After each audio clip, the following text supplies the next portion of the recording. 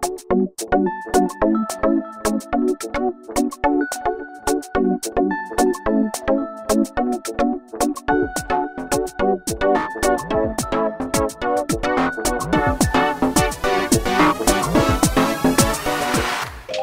guys! Joyce Yabut Bartolome here! So for today, we're going to Batu Caves and let me welcome you to my Travel Joys in Kuala Lumpur, Malaysia! Hey! So yan guys, nag-book na kami ng Grab Plus. Ayan, 5 lang naman yung difference niya sa normal nilang Grab. Kasi guys, transportation here, you can do bus, you can do MRT, but Grab here, taxis here are mura. So, if you want convenience guys when traveling here, I recommend that you ride their taxis. Taxis kasi dito costs around 100 to 250 lang. 25-minute ride na siya from Bukit Bintang going to Batu Cave. So, ayan, wait lang kami. Guys, dito tayo nakapin sa Sungei-Wang Plaza, VJX. Ayan, ito na yung aming Grab guys. Sakay na tayo. Babae nga yung driver. Babae yung driver, guys.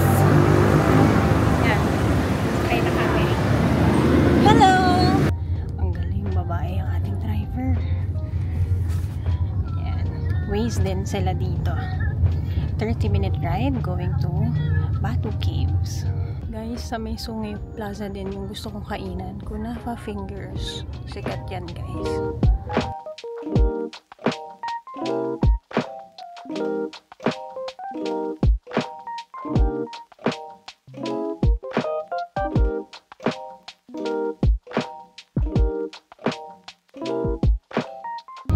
Story time tayo. Sabi ko, parang okay ang bigayan dito kapag ganito yung trabaho. Kasi ang ganda ng ano namin, na nagmamaneho para sa amin. Tapos chill lang, naka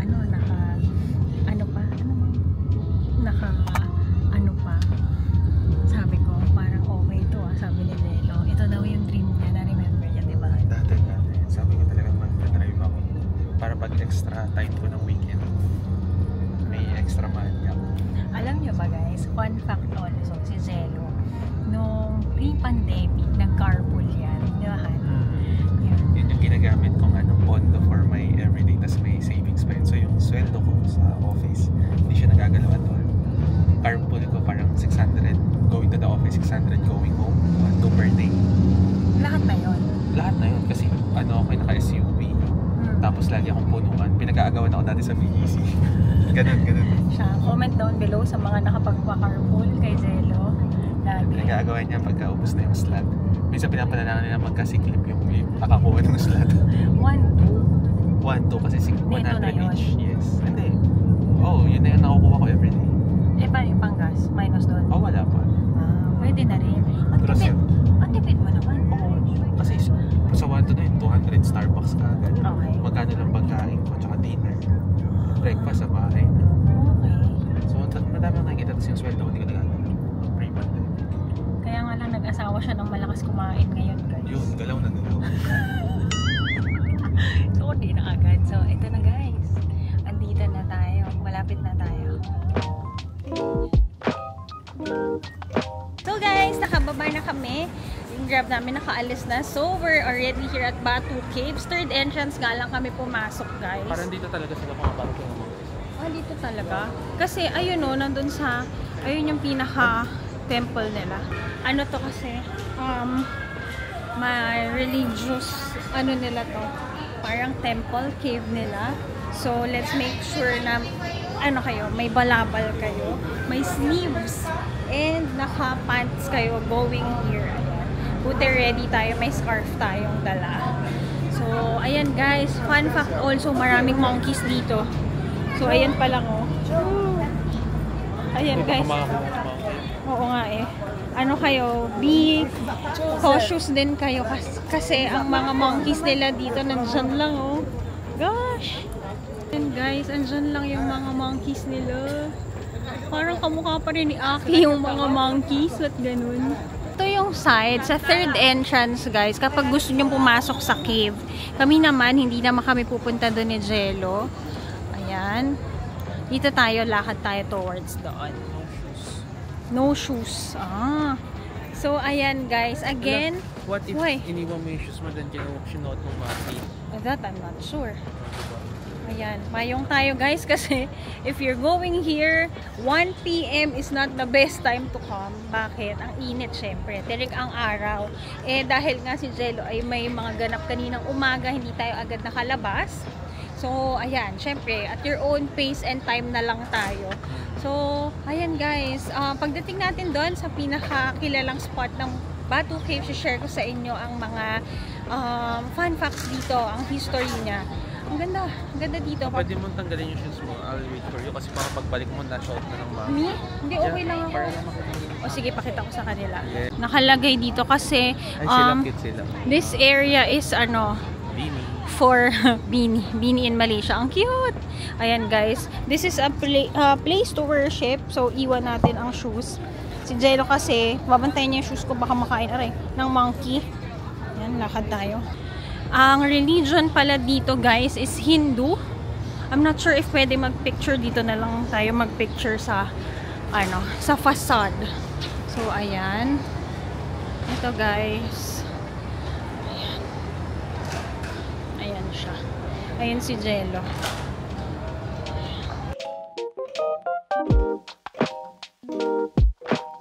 Guys, so si Jello hindi na siya nagtanggal ng shoes. Bakit? Ang real reason ay kasi nakagat ni Aki yung medyas ko, so butas na siya. Baka pababain na rin yung... Nakwento ko nga ba sa inyo guys, yung last namin, nag-Hong Kong, diba, sa immigration. Pinahuhubad pa minsan yung mga shoes. Guys, pag hubad ko ng shoes ko, butas pala yung socks ko. Talaga si Aki, pinagkakain. Tinatago niya pag nakain. Hindi mo na lang alam, butas na. Yes. So, ito guys, ang mga tips ko rin sa inyo when coming here at Batu Caves. Again, wear proper clothes. Wear socks also dahil may mga time na yaya pa kayo. Wear proper clothes since this is a prayer place to worship and pray. So, dapat below the knee. Mga skirts nyo, mag-pants na lang kayo. Tapos, wag rin kayo mag-sleeveless. I know, mainit. So, ako, nagdala na lang ako ng scarf. Ayan, para hindi kita ang inyong mga balat-balat. Doon talaga ang drum nila. Ah, okay. Dati kasi I remember, doon na kami sa tapat talaga. Tapos guys, ayan, since mainit also, mostly it's summer here also, parang Pilipinas, bring umbrella guys, bring water as well, hydrate kasi. Pero the umbrella should be placed saan? Check-in baggage. Yes. Bawal sa carry-on ng umbrella. So, bring yung mga nyo. Bring kayo ng mga panyo. Ayan, pamunas guys. Tapos, ayan, bring cash. Kasi, pagka may mga bibiling kayo dito, hindi po pwede ang mga cards. So, ayan, papunta na tayo sa harapan. I'll show you. May mga stores din dito. May mga restaurants din. Ayun, may mga entrance fees din when you wanna go to the cave. 5 ringgit lang naman nag-range yun guys. So, ayan, lakad na tayo. Ito, may restaurant sila dito guys. Ayan, may flag ulit. Ayan, since this is a tropical country, marami tayong prutas dito. Pero ang napansin ko, hindi siya kasing tamis ng nasa Thailand. Hindi siya kasing tamis ng mangga natin.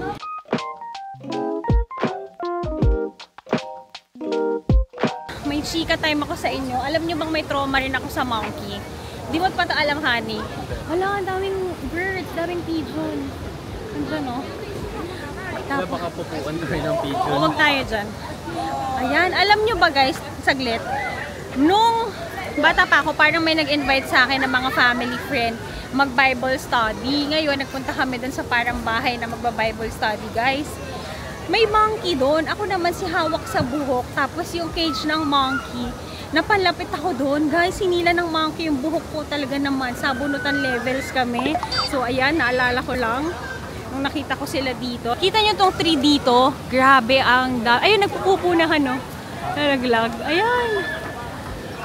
Beware lang, baka mapupuan kayo, guys. Ayan sila. Papaswerte yung papaswerte. Tama. Meron bantot. Guys, on this side naman, meron silang mga delicacies also that you can try.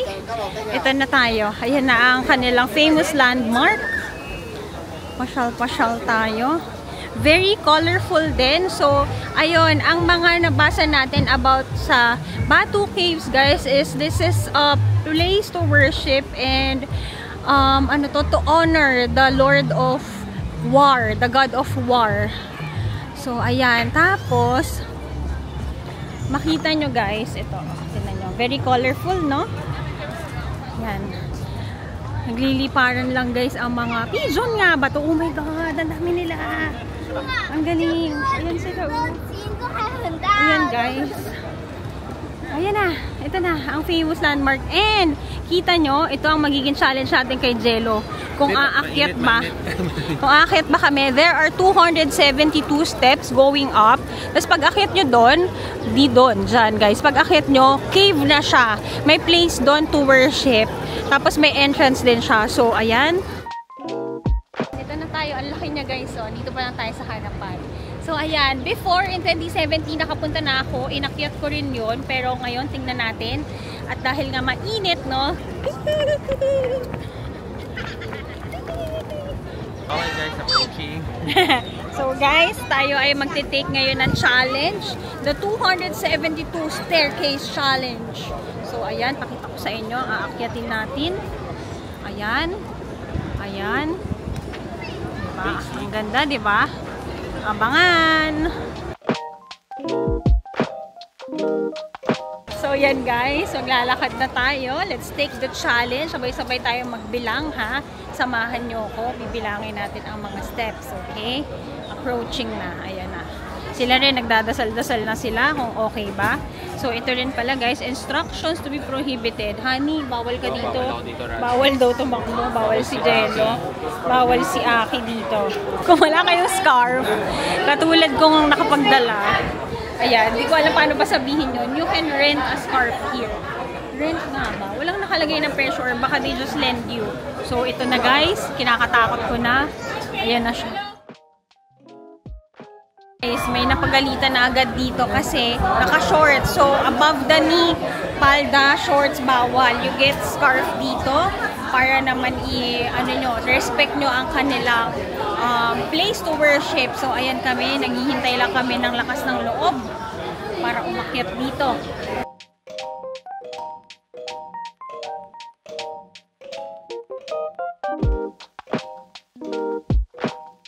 May tayong bumilang guys. 1, 2, 3, 4, 5, 6, 7, 8, 9, 10, 11, 12, 13, 14, 15, 16, 17, 18, 19, 20, 21, 22, 23, 24, 25, 26, 27. Dito na tayo. 27 steps, no? Oh, si Jello. Si Jello.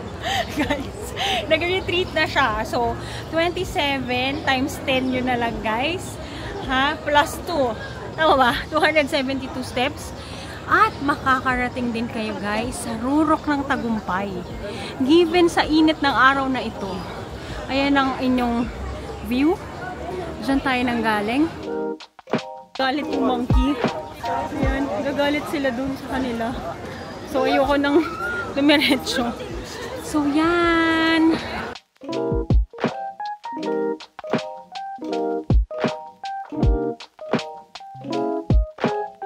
Ayan pa. Ang taas ng aakyatin natin, guys. Mountain siya. Tapos nandun sa cave ang dulo. So, ayan. Sana okay lang sa inyo. Kasi hindi ko na kayang akyatin pa. Dikit-dikit na ang buhok natin. So, ayan. Tara na. Bumabay na tayo. Woo! Pawis galore. Grabe, guys. Let's go. Bukas may takbo pa kami. May mga kasalikan ko. Tatakot ako. Baka huling na. Yan. Okay, baba tayo, baba tayo. Sorry. Okay. Where's Jello?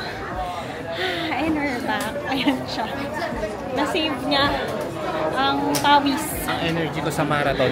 Yes, may marathon kasi siya. May takbo pa siya sa ibang araw. So, ayan. Kami napapagalitan dito, guys. So, make sure na pag pumunta kayo dito, okay, naka-shorts. Pag tinuturo ng isang lalaki, dapat yung lalaki naka-shorts. Pag lalaki allowed, pero pag babae, yes. may bed. So yan guys, andito tayo sa Batu Caves. Ilakad ko pa kayo sa ibang parts of it. Magdala kayo ng payong pag ganitong oras. Pero I think mas konti ang tao. Syempre tirik ang araw than umaga and pa sunset. So yan, meron din dito jar of donation. So you donate them here para they can preserve the beauty of this landmark of this cave, temple, ayan, a place to worship. Ayan, i-check natin sa Google. Ayan guys, so 400 million years old na pala ito. So this is a landmark housing to numerous Hindus temple. This is a home to the temple of the beloved Lord Murugan. Ayan guys, to worship the god of war. Ayan, thumbnail. Ika tayo.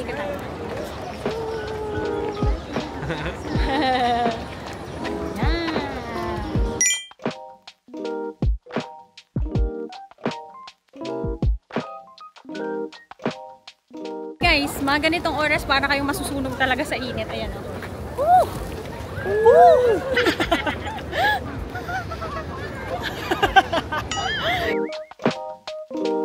Place to worship, guys, and the landmark of Malaysia. A must visit here sa KL. Ay, hindi. Ano pala siya? 30 minutes away from KL. Accessible by train. And you can also get grab ang init. Jello may gagawin daw.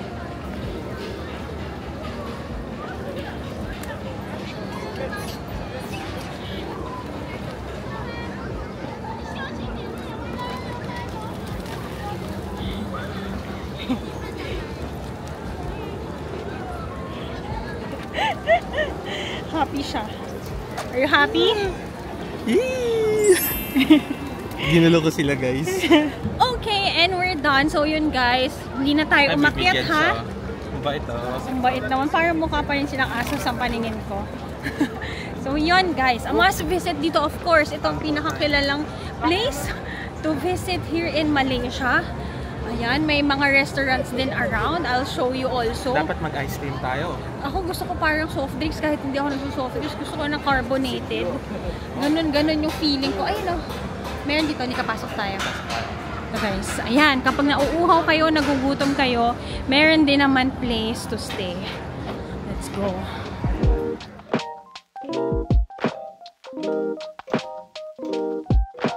Okay guys, nandito kami sa restaurant. Sa tapat lang ito, tingnan nyo. Ayan yung Batu Caves guys. Kumuha kami ng drink. Hindi ako nagsusoda pero mapapasoda ka sa init. Tapos guys, alam nyo ba, itong drink na to, 3 ringgit lang siya or only 40 pesos. Given na nasa tourist attraction tayo guys, hindi sila nag-overprice. So yun ang maganda naman. Mura lahat dito sa Malaysia. I love it. Cheers everyone sa mainit na hapon dito.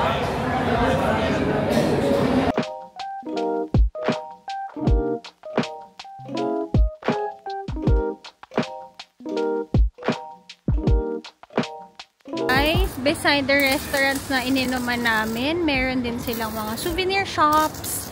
Ayan, meron din dito restaurant pa. Ayan, bili kayo ng mga shirts, ng chocolates, ng mga ano nila, mga local goodies nila dito. Di na tayo diretso dun guys dahil mainit-init.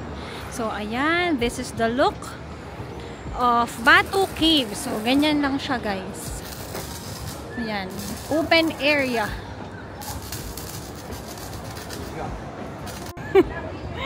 Yan guys, kung tatanungin nyo anong best time to come to Batu Caves, hindi ngayon. It's now 2 PM at talaga namang masusunog kayo guys. Pero dami ng tao wise, hindi ganun karami, kaya punta kayo kung okay sa inyong ganito. If not, go in the morning or pa sunset.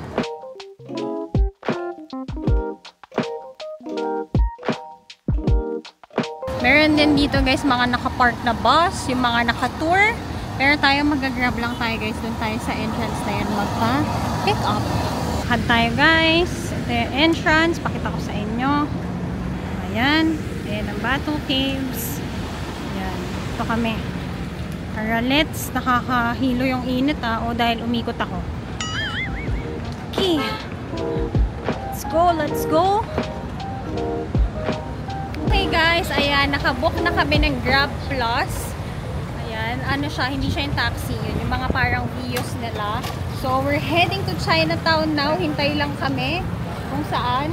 Yan, andito kami sa entrance. Yan, guys. So, there guys, nakasettle na kami sa may Grab. So, ang total na is 22 ringgit. That's 23 minutes ride.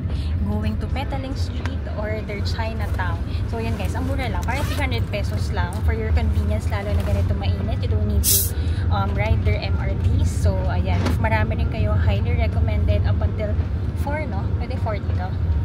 3 to 4 ang pwedeng magkasya. Ayan, sedan siya. So, parang 1 ringgit lang per minute ang mabayaran mo. So, yan. Hope you like our vlog in Batuan Caves.